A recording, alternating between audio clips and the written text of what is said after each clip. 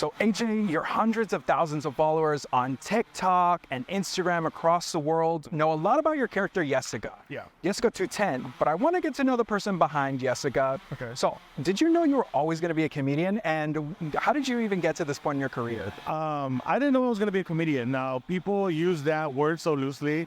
Some people I do eye rolls at that, but I don't care. I'm a comedian, content creator, influencer, but the whole comedian part I didn't know I was going to be. Like in high school and school, I was always like, so one in the center of the dance floor, dancing. Now right now, because I'm a little crippled. But I was the one at the high school pep rallies. I would at Harlandale High School, like to plug in my school, Linsa, all Indians all the way. And I was the one, routing up the crowd and getting the crowd going and keeping the crowd energized, and as well, emceeing like quinceañeras and weddings with my boy Jammin' J. Javi, who was previously on KXCN. So I've always been in the public eye and wanting to make people smile and make people laugh. Awesome. So I want to talk a little bit about Jessica, which makes up a lot of your content. Who is she inspired by, and how do you even come up with these crazy sketches? Because you got a lot. Let's keep talking about AJ. No, Jessica, like I said, for those who don't know, Jessica is just a character that I came up with that is inspired by three of my primas, three of my cousins. And not only that, but also different friends that I've had in the past and currently, or some of my personal stories that I go through. And I just put all the stories and all of the ideas into one character, and Jessica as Jessica. And she's just somebody that you could relate to. Your aunt or your cousin or your sister, who thought that they looked like Selena when they were younger, or they still think that. And I'm like, and they're the ones that were talking about J-Lo saying she don't look like her. But I'm like, girl, no, neither do you. So the delusional tia who's checking the centerpieces at the quinceañeras, that. And I know that Jessica is super inspired by Selena. Yeah. Did you just decide to go with like that look, or how did you even like? Well, let's use the word look. Yeah, loosely. Because I do not look like her. Yeah. Obviously for obvious reasons. But it's just, like I said, it goes back to the delusional persons in all of our lives who, you put on the Selena music, or you could put on, not just Selena, but you could put on Whitney Houston, Christina Aguilera, Mariah Carey. You're in your, Jessica is the person that's in your room while you're cleaning, the person that's in your shower singing, and she's just very, very that. And so I wanted to bring Selena to the light because, one, she's like very dear to my heart. It was a connection me and my father had before he passed away from leukemia. So that, Selena has just been a really, special place in my heart and my family.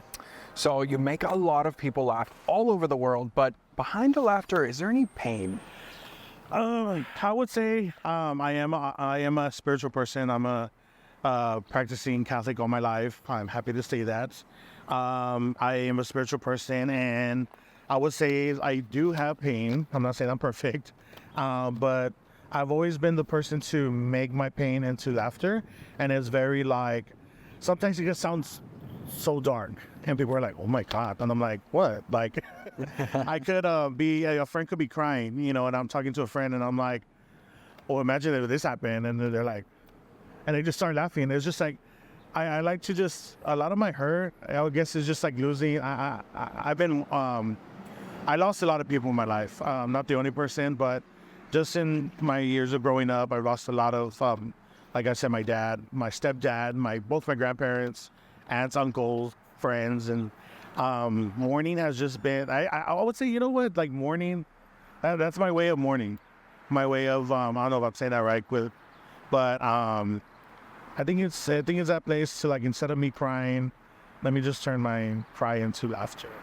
Last month for Pride, you hosted your second annual comedy show. Yes. I can't say the full name because it's got a little bit of a bad word in it. Well, let's say Puro Pride for this for now. Yes. Next year's going to be Puro Pride. Okay, so this is your second time around. How was it different than the first time, and do you plan on doing more comedy shows?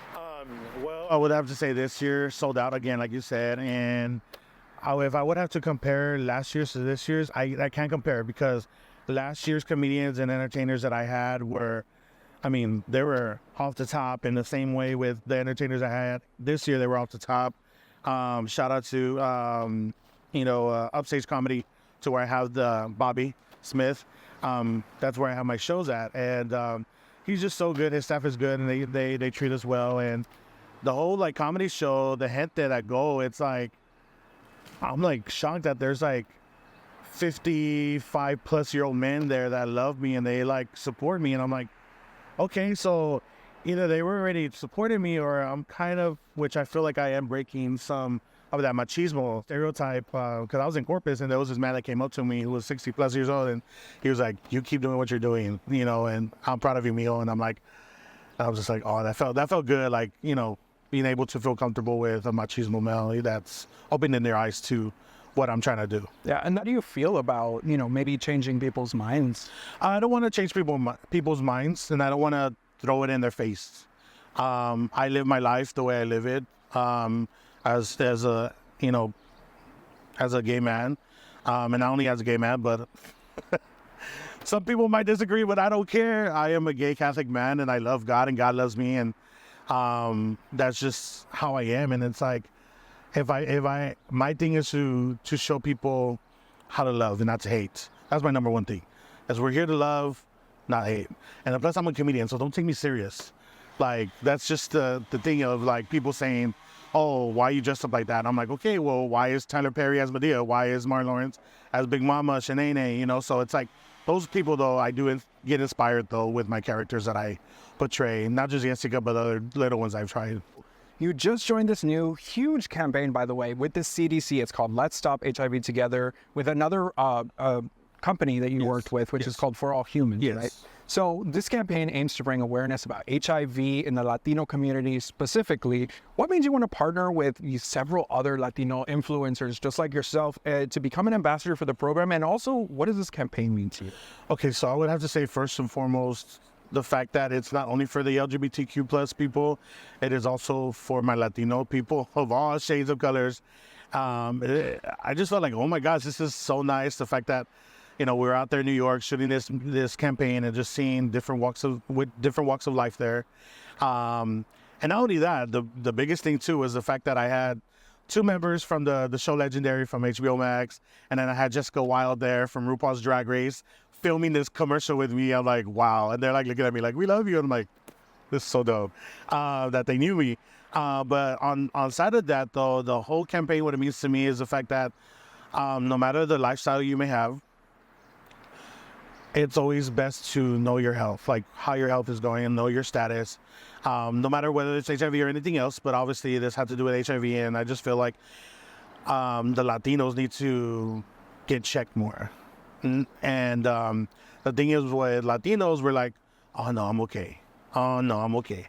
Oh no, I'm good. I don't know, I have a lump right here, but I think it's because I bumped into something. I was like, oh no, or so I just feel like this campaign, the fact that we can have an HIV test that you can do at home at your own comfort, because we can go to a clinic or doctors and it's kind of like it's a little nerve-wracking. At least you take your time in your own home. You get to have somebody there with you or be alone, and it's for free, no insurance, no nothing. So it's like, what else? What more can you ask for? Right, and people can find those on your bio on LinkedIn. Yes, the link in my bio on my Instagram. You can find the link. It'll send you to. The link I do have is in Spanish, but don't worry. There's an English translation there as well.